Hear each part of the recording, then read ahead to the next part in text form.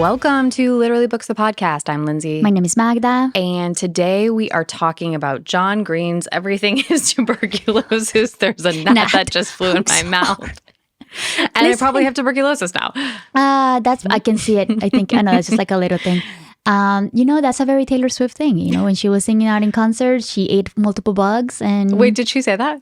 Like it happened live. Somebody recorded where she was singing and like at one point like a fly flew into her mouth and she's like, and I just ate a bug. It's like a pretty... Oh my gosh. That was part of the errors, I think. No, the errors tour, I think is what they call it. The errors. You know what? We suffer for our art. Yes, exactly. We're the same level too. So yeah, it makes sense. We're the Taylor Swift at Book podcast. Exactly. Yeah. No, we're not. We're cooler than that. We're not. We're way more edgy. Are we? Yes. Yeah. Okay. Yeah, yes, we are. Yeah, for sure. All right. I guess before we continue down this tangent, what have you been reading? This is Tangents Day. I finished from our last time of talking about the zillion books I was getting through. I posted a review of The Familiar, so go take a look at that. But I finished The Ministry of Time. That's up on my TBR. How is it? I thought about it a lot after I read it. I'll be honest, about midway through, I thought it fell off a little bit and I was extremely bored and I was just ready for it to get going. Okay. So there is a bit of a lull in the middle, in my opinion, that was not my favorite, but it was a book that truly I thought about for days after I finished it. I love when you get that kind of afterthoughts from a book where you just kind of continue to think about it and think about it and think about it. I have changed my rating on multiple books because of that feeling. Like I'm like, oh, I don't know how I feel about this, but then I keep thinking about it and I'm like, okay, maybe it was a good book. Oh, until the last 25 pages, I was like, I would DNF this. And now I'm like, this might be one of my better books I've read this year. It's that kind of thing. Okay, that's like an interesting thing because I have seen a lot of posts online about people like, is it a good book or is it that the last 50, 100 pages were good? But isn't that good? I don't know, because then you have to go through a whole journey when you're enjoying it and then you like the book. So I don't know. It's like a very controversial thing, but I have gone through the same thing and books that are incredible, but it's because of like the last 100 pages. I personally think if it makes me think, I'm more inclined to say it's good, even if I didn't enjoy it. And this book did that.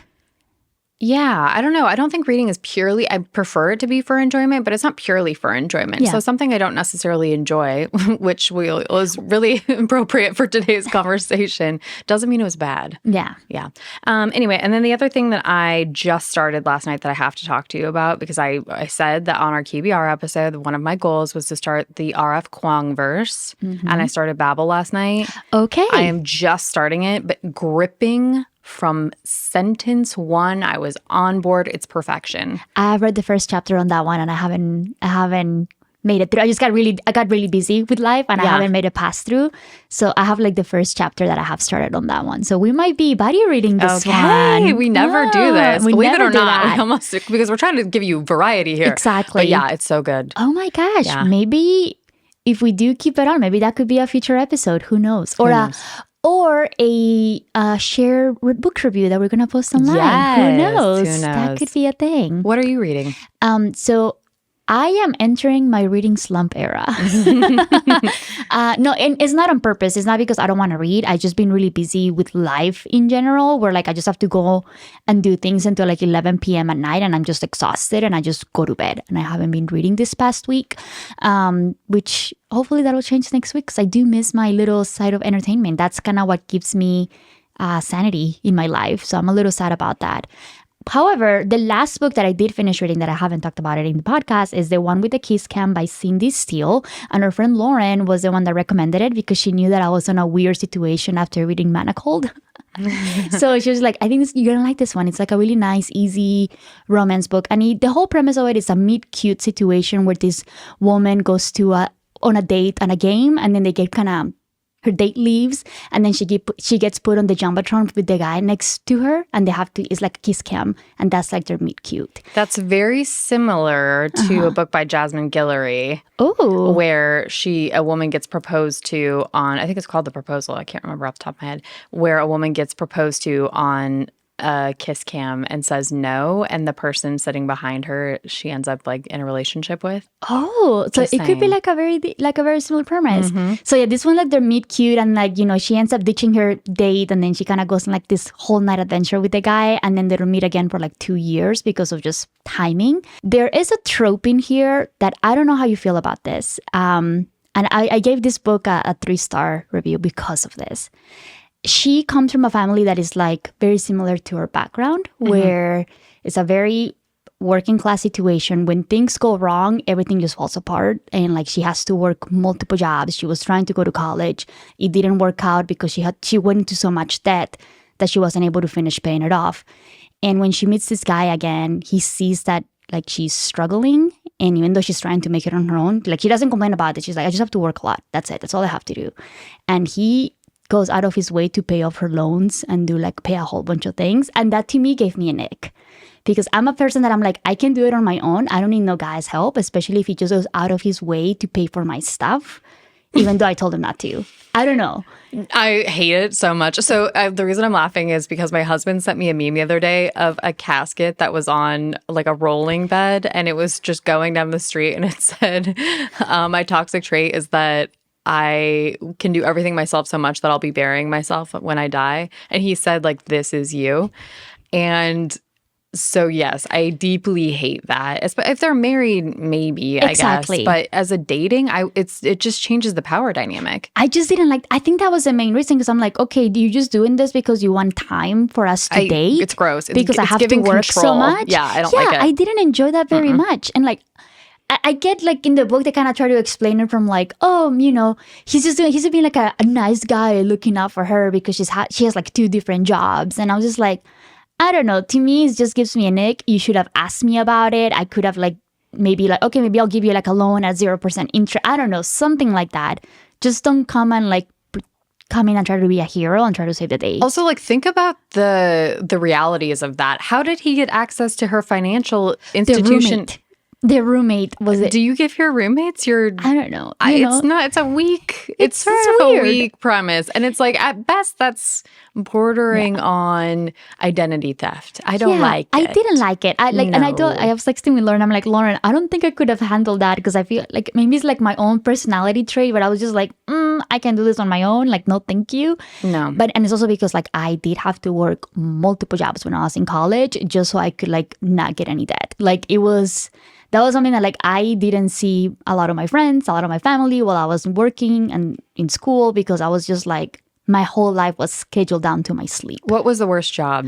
I think waitressing was definitely the worst job. I think it's something that everybody should be doing at some point in their lives because I think it's going to give you a lot more respect for humanity as a whole and it's just going to make you a lot more compassionate for people. But definitely waitressing, especially because I used to be a waitress at a place where a lot of people that went there were... It was a tough demographic. It was a really tough demographic. Yeah. Yeah. And me being a Hispanic brown girl with an accent didn't really play out that nicely with that demographic. I'm sorry that the patrons of Hooters treated you that way. I wish I could have done Hooters. I wish. I have no boobage for that. You're like, this is weird. I didn't get that many tips. Why do I owe Hooters money? Just kidding. But yeah, I think that was the worst one. I did everything. I mean, like I did retail. I cleaned offices. I also had a cleaning job. Yeah, that's a tough job. I actually didn't mind it because it was cleaning offices at night. So it's kind of like a nice, peaceful, quiet. Yeah. And I would just listen to audiobooks or listen to music whilst you're pulling your cart and going through the things to clean. So I actually didn't mind that job very much. But anyways, that was it. I just figured I would ask you about that job because I just said the premise of the book was interesting. I think the initial premise with the meet cute was very fun and adorable. I just think it lost me when the guy was trying to be a hero. And he just, to your point, I just didn't like the power dynamics that provides. No. So, anyways. And it's like, it's just because I read it first. I do feel like it's a ripoff of Jasmine Guillory. I'm just going to say that. I don't know if that's true. Maybe it was published before. I'm saying it was completely based on nothing. Yeah, I have no idea. I mean, it was cute as a whole, but it did give me an ick factor that it was just like, I don't know how I feel about it anymore. Yeah. So, yeah, that's that. You want to take a little break? Let's take a little break. All right, we'll be right back. We are going to get into our primary discussion, which is John Green's wonderful book, Everything is Tuberculosis. Let's start with a quick summary. Magda, you want to get us started? All right. Everything is Tuberculosis by John Green is an exploration into the history, evolution, and impact of the world's deadliest disease. Green not only takes his readers to the history and statistics of tuberculosis, but ties its devastating effects to a young boy, Henry, who he meets in a Sierra Leone hospital called Lhasa. So full disclosure, I pretty much made Lindsay read this book. I have been looking forward to this book for a while. And I'm not one that reads a lot of like nonfiction, but there are certain topics that I have read before that I really enjoyed. And tuberculosis is one of those that I don't want to be seen touched by, but I think I'm going to go into some like anecdotal things that I've gone through in my life that is kind of interesting. And I just thought that this would be like an interesting thing for us to just kind of learn more about. Have you read any other John Green? I have never read any other John Green. Wow. Yeah. Okay. I've read a lot of other John Green. I love Turtles All the Way Down. I love The Fault in Our Stars. He's a great writer. Yeah. Finding Alaska or something, or Searching for Alaska is what the other one is called. Read that, yeah. But yeah, he's great. One of the reasons why I was introduced to him is because of Hank Green, who is his brother. I don't know if you know this, but he's like a pretty big YouTuber. And he recently documented his journey through cancer, which I know John talks about it in his book as well. And he's a pretty big online influencer. So that's how I kind of know about John Green, is because of that, which is pretty funny. Like in the opposite spectrum of things. I'm excited that we read this. I really enjoyed the book. I really appreciated the way that he wrote a lot of things about how it connects to a lot of the way that our history has been created and has been done. It's because of tuberculosis and how much of an impact it has had in humanity as a whole. So I really appreciated like all of these history connections that he has gone through. And I just feel like I learned a lot talking about it. Yeah. I don't agree. I didn't enjoy this book, but let's keep going. Okay. Yes. Let's, No, I shouldn't say that. This is going to be a tough conversation because I don't like nonfiction at all. Yeah. I'm not interested in learning in this way about things. If I'm going to learn something, I want it to be in a structured environment, or I want it to be told through a very microcosmic story. Interesting. I do not enjoy sweeping explanations of statistics around a subject. And though he does do a good job of tying that to sort of like fun anecdotal tales, I didn't enjoy this book. Oh, fascinating. So that to me is how I read a lot of my nonfiction, is through like this type of storytelling, how it connects to other moments in history. Yeah. That's the way that I learn it more. Like some of my most interesting reads that I read when I was in college for political science and Latin American studies, my favorite books about the Mexican Revolution or things like that were told through this type of medium. And I loved it. And those were the books that kind of stayed with me. I think some people, like I love an Eric Larson or I can't remember the author who wrote Under the Banner of Heaven. It's just escaping me right now. I do think there are stories I like in Cold Blood. There is nonfiction that I like. For me, the personal stories here didn't connect. Interesting. But, yeah. Yeah, see, that was the opposite for me. I really enjoyed it. I was traveling a little bit when I was reading this book, and every single time that I was talking to my family, I kept bringing up tuberculosis to them and talking about it to them, which is like, that's how I felt like it was something that's going to stay with me with a lot of the things.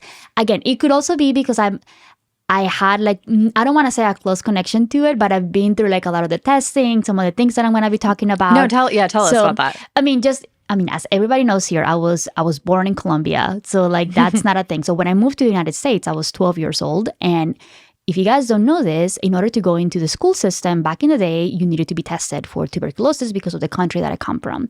And not back in the day. That's still a thing. That's still a thing. Yeah. Okay. So like I had to go do a test, which is one of the tests that is talked about here, which is tuberculosis. I forget the name of it. But it's like a test where like they're pretty much bumping your skin and making they're trying to see if you have like an active case of tuberculosis. So your skin is going to flare up a little bit. And my skin obviously flared up and I was sent away. They're like, okay, you cannot come in for like a week just to see if it's going to continue or if it's going to go down. And he talks about this, but I actually felt gross when they told me that. I was just like, oh my God, I am a disgusting human being. And I was 12 years old. So that just kind of makes you think a little bit about like the shame that kind of gets put into this disease, because as a 12-year-old, I already knew that this was disgusting and that like I was like a gross immigrant person because I had like a flare up on my skin. And yeah, just think about that. Like, and when he was talking about that, about like how there is this negative, like these negative feelings that is associated with tuberculosis as being as a gross disease. It's associated with shame in a lot of cultures. Yeah. So like it makes sense. And I went through those feelings as a 12-year-old as I had just moved to the United States, which is so interesting. And it just brought up those feelings that they were like buried in the back of my mind. I have fully forgotten about until I read this book.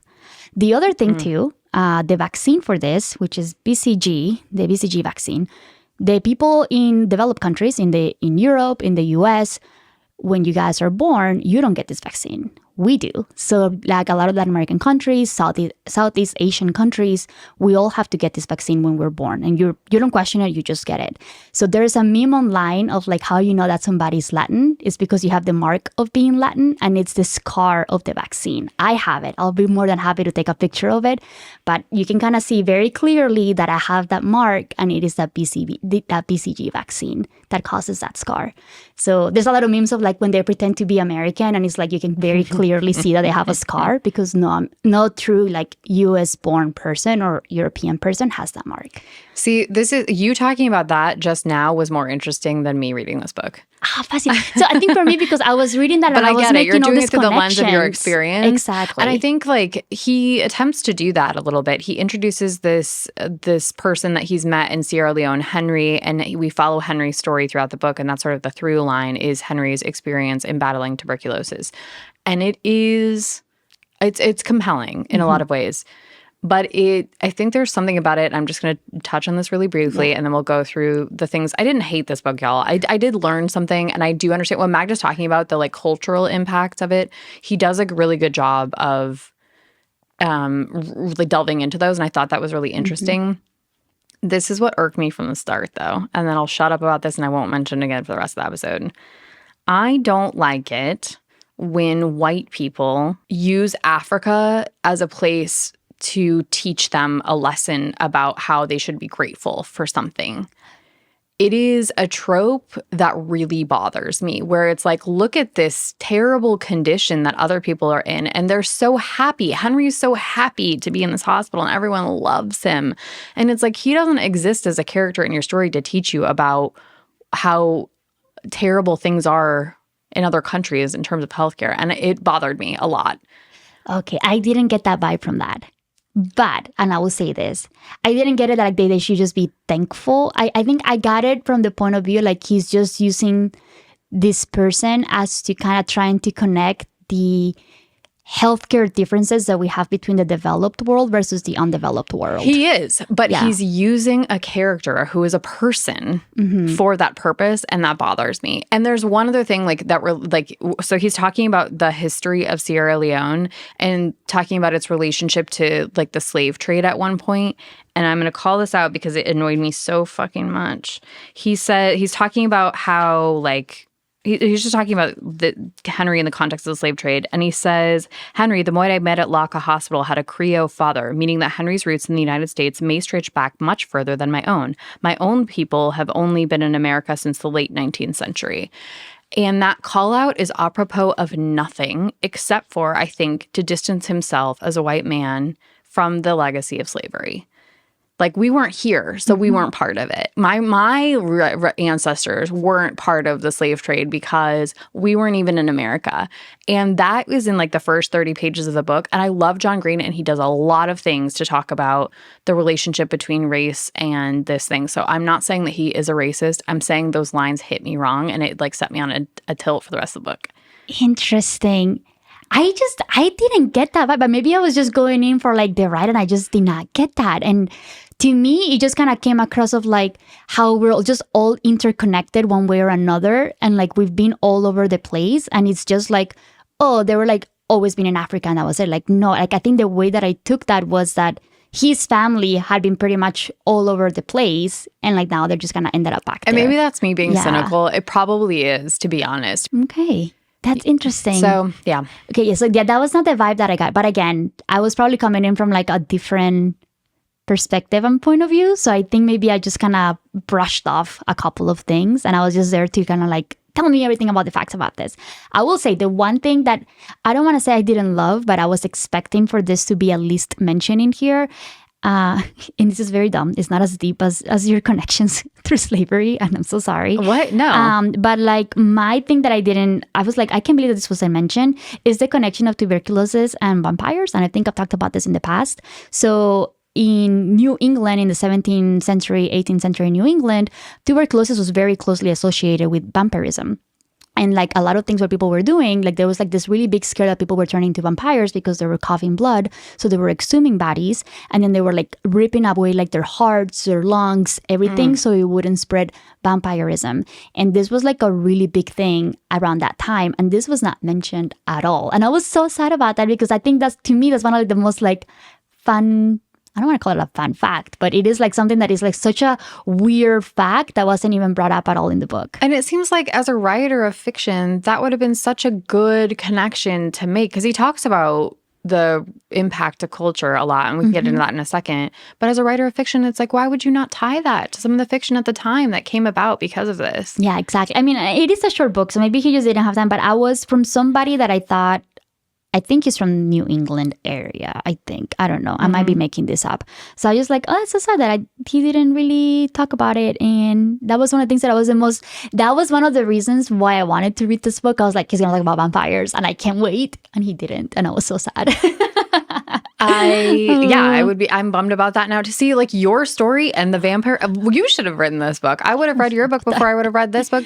The one thing that I did, so I'm shitting on this book because I'm in a bad mood today and I'm depressed, and that's probably why I'm feeling extra sensitive about why I didn't like this. The book is good. I'm doing a bad job of explaining it. But one of the things that I really was obsessed with when he talked about tuberculosis's impact on fashion. Oh my God, yes. Yes. So he says, so one of the things, and this is all tied into the concept of racism and the concept of cultural bias when it comes to diseases.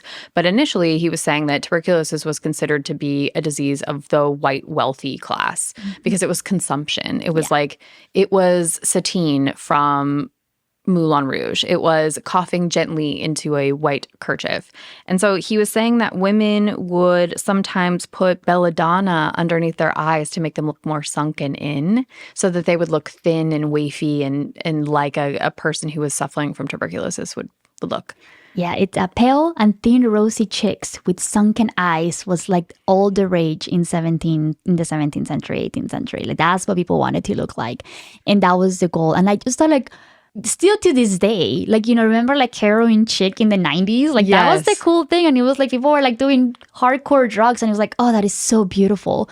Like we still to this day associate a lot of like illnesses with like what's cool and it's beautiful. And we always have this as human beings. We always try to justify a lot of the illnesses and have to like how to make them cool and beautiful, because we didn't know what it was. I don't know. It's just, I really appreciated that connection as well. Yeah, and I like that he was talking about how they were using the idea of TB to justify women not wearing corsets because highly religious institutions thought corsets were inappropriate because they flatter a woman's shape. And so they were like, oh, don't wear corsets because that might make TB worse. And it's so interesting the ways in which disease really inserts itself in culture as a method of control or a method of fashion or in all these other ways. I do think that he did a really good job of making a compelling case of like the long-term impacts of this. And I think he talks about Edgar Allan Poe's mom, who is Eliza Poe. And apparently she was known to be one of the most beautiful women ever. And she had consumption. And like this, like that's how a lot of writers and other people, like she was also, she wrote a lot of poems and things like that. And that's how people refer to her as like one of the most beautiful poets out there. But she was consumed. She had consumption, and that's why she was considered really gorgeous. One of the other things that is, you know, speaking of like writers, it was how we were romanticizing this disease with like literary and like just writers of the time. And I just thought it was really funny because they were saying like when they actually found a cure for tuberculosis, they're like, oh, it's gonna be kind of sad because we're not gonna have people they're not gonna know what to write about now because they're gonna have long lives. And I just thought that was pretty interesting how we were just romanticizing this disease, and they really thought, to your point, that TV was meant for like the white, educated, romantics of the world. And this was a perception that we were getting of TB at the time. And that they were saying that it literally made people, they were insinuating that something about the disease made people more creative, it was a disease of the body that enhanced the mind. And I also thought that was really interesting. And then he talks about this doctor, Dr. Koch, who basically discovers the bacteria that causes consumption, because then it started to spread everywhere. And so they were like, oh, well, it's not a disease of wealthy white people because now poor people are getting it. And then this bacteria is discovered, and there's this sharp shift in the 1800s that's like, oh, it's actually not romantic anymore. It's dirty. It's for poor people, because obviously it spreads via contact. And so people that were in highly dense populated areas were getting it more commonly, which, of course, if you are in a different economic strata, you're not going to live on like a huge estate. You're going to be around a bunch of other people in a city in a densely populated area, and it's going to spread. Yep, exactly. And I think that's like the big theme of this book. I think that's kind of what his whole message of the book is. It's just trying to discuss like, once it's been cured in the developed white world, then screw everybody else. And it's kind of created this inequality of healthcare services in the other countries with something that is fully, I don't want to say preventable, but it is treatable and people can live pretty good lives with. Well, and I think that's something about the interesting, I think that's, for me, one of the most interesting parts of the book is that we keep saying cured, but it's not really. Like, it's still really common, and it's common in developed countries as well. It's the Guinness Book of World Records oldest infectious disease. And so he does a really good job of being like, it really is everywhere. It's omnipresent. It's not as important in developed countries because we have access to medication that keeps it in check from a really young age, but it is still really common. It's not, my husband was like, isn't tuberculosis eradicated? And it's like, nope, no. Not even in the US. There were 10,000 cases in 2023.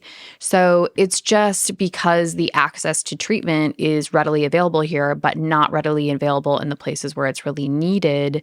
We feel like it's not very common, but it in fact is quite common, and it's access to drugs that defines everything.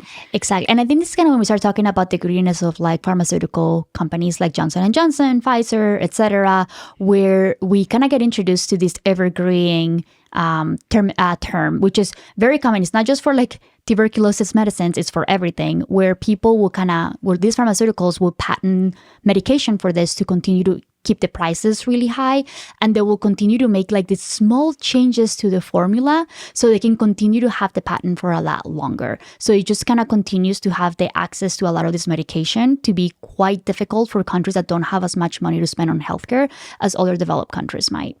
So that was really interesting. And I just want to give a big shout out to India because India is one of those countries right now that they're doing a lot of work. They even have it as part of their constitution, their laws, that their whole purpose is to try to continue to increase access to a lot of medicine. So it's not just for tuberculosis, because they were the ones that were continuing to deny the patents for Johnson & Johnson to make sure that they could have affordable medication for TB. They've done this for insulin. They've done this for cholesterol medicine. They're the ones that they're just like, if we have our own pharmaceutical companies, we're just going to be developing it and we're going to make sure that this is affordable for everybody. So India has done a lot of work to make sure that they have equal access to a lot of this medicine, which is incredible. Yeah, John Green talks about a TB advocate in India. Her name is Shreya Tapathi, and she basically sues Johnson & Johnson in India when they try to extend the patent on these very critical TB cure drugs after they were set to expire, and then generic models could have been made. And she wins. Mm-hmm. She wins. And she unfortunately passes away before the medicine is effective for her. And she says, I knew that was going to happen, but I had to set a precedent in the country. And it actually takes the cost for 2 years of tuberculosis treatment from $15,000 to $1,500. And so you can see what the vast difference is. And the other thing that I loved about this is that Johnson & Johnson continued to file patents in other countries, but because of the press that they got from this pushback in India, people in developed countries were like, what the fuck, Johnson & Johnson? And they started to heavily protest them. And so Johnson & Johnson dropped the suits, or dropped the patent extension requests in those other countries because of the bad optics of it. And then now they're just kind of twisting around the marketing of like, oh, we've always wanted to do this. Look at all this great work now that we're donating these medicines all across the world. So it's just like, But I love that this book very clearly lays out a lot of the greenness of that and just kind of making sure that people are aware that it's not because it's like, oh, it's a gross disease of like the equator countries. It's not that. It's just like this all comes down that in the developed country, something has been cured or we have more access to the medicine, and then we just leave everybody else behind and let them deal with whatever it is and coming to fight this. Well, and this is the discussion about the Sierra Leone, the situation, and particularly Henry, but also other people, that there's this idea in developed countries that people in places like Africa just are non-compliant, that they give medication out and people don't continue to take it because it only works if you continue to take it for a long period of time. And if you take a break, then the TB can become antibiotic resistant, and then it's extremely hard to get rid of.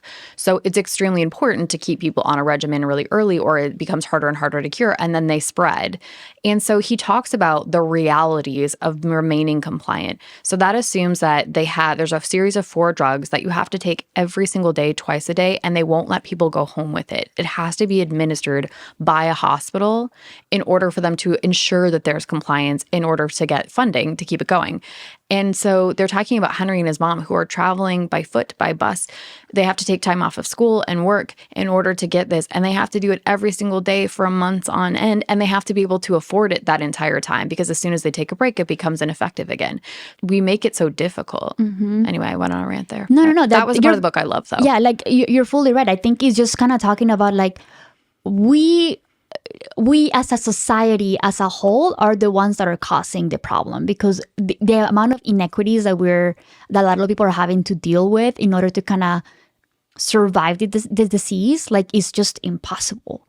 And yeah, I think it's something that kind of really stays with me, and it makes me appreciate a lot of my privilege now living here. I or agree. Like even in Colombia, like has like incredible, amazing universal healthcare. So like it's a lot easier for us to get a lot of medicine like this. So it just made me really appreciate where I'm at and where I come from, because this is not something that we have to deal with too much. I mean, to Magda's point, there's a story in the book I was trying to find, but I can't find it, where John Green talks about like the number of circumstances that have to come together for healthcare to be effective. So like he uses the example of, if I step on a nail in my backyard, I have to not only have insurance, I have to have infrastructure and roadways to get to the hospital. I have to have a hospital that's open and has running water and power and gloves so that there's not bacteria. I have to be able to pay nurses and doctors. I have to have the drugs that I need for this to be available and inexpensive. All of those things have to come, and you have to have an education system where there are people to be employed. Like the number of circumstances that have to come together for effective healthcare are enormous. Yes. I don't think I can add to that. Yes, That's what I mean by like, and so in that way, okay, I'm going to rescind a little bit my previous comments because I do think John Green understands. I'm not saying that he doesn't understand his privilege. He does. He lays it out over and over again that he benefits from a system of racism as I do, as Magda does. Like we in the United States are not going to understand this. I think there's just this like a little bit of posturing that like he doesn't say just rubbed you wrong. Yeah, like I don't understand why he was in Sierra Leone, and he doesn't give me a lot of background on that. And so my mind goes to the worst case scenario, which is like you were there to observe a situation that you viewed as troubling without really having to be a part of that situation. He is separate. Yeah, you're right. We didn't get the background as to why he was there originally. He did say that he was not there because of TB. It's just something that just kind of caught him off guard. Something that I kind of want to mention that I think it kind of goes back to your earlier point is that he pretty clearly calls out, and this is something that I think it's definitely going to stay with me, is that tuberculosis is an amplifier. And it's not just an amplifier for like everything that can go wrong, especially if you're in one of these countries that doesn't have a lot of access or to a lot of this medicine. It just makes things a lot wrong. From the disease itself, like it's going to make, if you have other diseases like HIV, or you have diabetes, or you have like issues with your kidneys, this disease is going to make things a lot worse. It's going to make you be in a worse situation economically because, to Lindsay's point, you're going to have to take time out of your day. You're going to have to do a lot of things where you're not going to be able to work as much. And there's no infrastructure or social benefits around you to be able to allow you to continue to kind of seek this type of service. Therefore, you're going to fall under really harsh economic things. And then it's just it's just like it becomes like a full circle of it. And I think that's something that he does really well, kind of highlighting that even if they wanted to be able to take the medicine, be able to do this, they're going to have to do it at the cost of something. And like the cost of that is significantly higher over there than it is for us here. And he's saying like this could just as easily be the United States at some point. Just because it's not a problem right now doesn't mean that one of those 9 million things that I said earlier were factors in the availability of healthcare couldn't slightly adjust to make it really common again. And he puts it in context of COVID, where he says, COVID, when you were infected in COVID, your reach was likely to be 2 people, roughly 1 to 2 people, additional people who would then affect 1 to 2 more people. For TB, it's 15 people per person. Oh.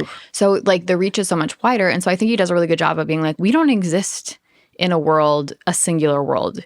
Like you exist in a global world. Your care of other people is care of yourself. And there's no way to like extricate yourself from that relationship, whether you want to or not. He does make a really good point of like saying that this is something that is not just a warning about like what's happening in those countries, but also what could potentially be happening here because of the bacteria resistant things that we're seeing now. And we're starting to see an increase. A lot of the existing treatments for TB, the vaccines were developed in like the 1940s, 1950s, and there hasn't been any additional development or changes to the type of treatment that we're seeing. So he kind of does give us a warning that like, hey, we're seeing an increase in cases where we're seeing the tuberculosis that is bacteria resistant, antibacterial resistant. So this is potentially going to be a problem later on in life where we're going to have to kind of start dedicating a lot more money for better treatments, better things in order to be able to. So this is something that I think he's saying that we need to get ready because at the path that we're going, this is potentially going to become a lot worse. We don't exist in a vacuum. Exactly. That's what he is making an argument that we don't exist in a vacuum. And he says, like, we're at a point now where we have to choose the kind of people that we want to be as a society, choose the kind of society that we want to have. And he was saying, like, there's no new drugs for tuberculosis that were developed between 1966 and 2012. We made zero medical progress. Exactly. And it's because we felt like it wasn't impacting society. We did it. Well, right. And we only did it in certain areas. Yeah. So, like, I think that really comes through in the book. I really enjoyed the book. I think for me, something that just kind of put a lot of things into perspective, made me recall quite a bit of things from my own personal life. I actually read this book as I was flying towards the equator. And there is a part of the book that says, like, we don't know why the vaccine is not as effective when you're in the equator. And I'm like, great. As I'm flying through Panama and Colombia, this is great. But I really enjoyed it. Was there anything else that you want to call out before we wrap up? There are a lot of really fun historical tidbits in it. So I highly encourage you. You're going to learn things about Arthur Conan Doyle. He really does a good job of like tying some fun things in there that I thought were great. I really love the Sherlock Holmes connection to this. I thought that was really fun. One of the things too, and this was not in the book, but I saw an interview of him where he made a connection of like, what is Taylor Swift's connection to tuberculosis? I don't know if you've seen this. And Taylor Swift wrote a song called The Lakes, which is part of, what's the name of that album? Anyways, Taylor Swift wrote a song called The Lakes, and one of the lyrics in there goes, take me to the lakes where all the poets went to die, and it's because the poets went there to die of tuberculosis. And I just thought that was like a really fun connection, and that's his whole point, is like everything that is out in the world or culturally speaking, historically, can potentially be tied to TB, and that's how significant this disease has been in the history of humanity. This is a quick read, y'all. It's only 150 pages. I would say if you have the flu and you need to like sit in the bathroom for a while, take it. Stick it on the back of your toilet. It'll be great for 5-page read at a time. There's a lot of facts and a lot of historical things that cannot get talked about in here, and I just learned a lot. But anyways, thanks, Lindsay. Thank you, Magda. No. All right. Thank you for listening to Literally Books, the podcast, where we say what we read and we mean what we say. Bye.